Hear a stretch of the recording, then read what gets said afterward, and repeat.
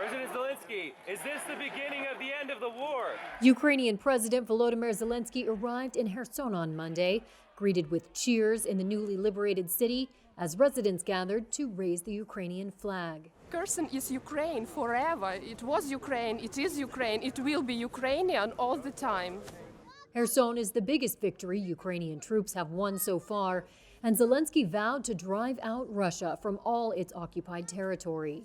We're ready for peace, but our peace for our country is all our country, all our territory.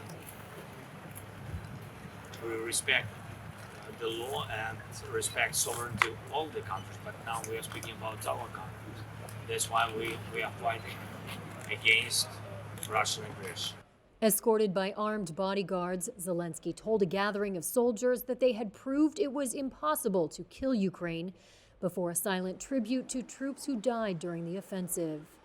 Russian troops left behind a city in ruins, buildings and infrastructure destroyed and littered with landmines. The only bridge linking Kherson city to Russian-controlled territory was destroyed, according to local Ukrainian officials, by Russia.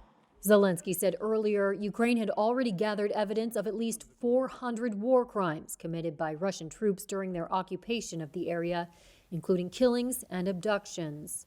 The Russian army left behind the same savagery it did in other regions of the country it entered. Residents in and around Kherson interviewed by Reuters have described killings and abductions under Russian occupation. Russia denies its troops target civilians or have committed atrocities in occupied areas.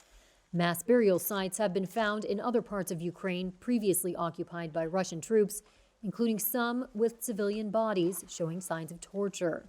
The United Nations on Monday called for Russia to be held accountable for its invasion of Ukraine, approving a resolution recognizing that Russia is responsible for reparation in the country.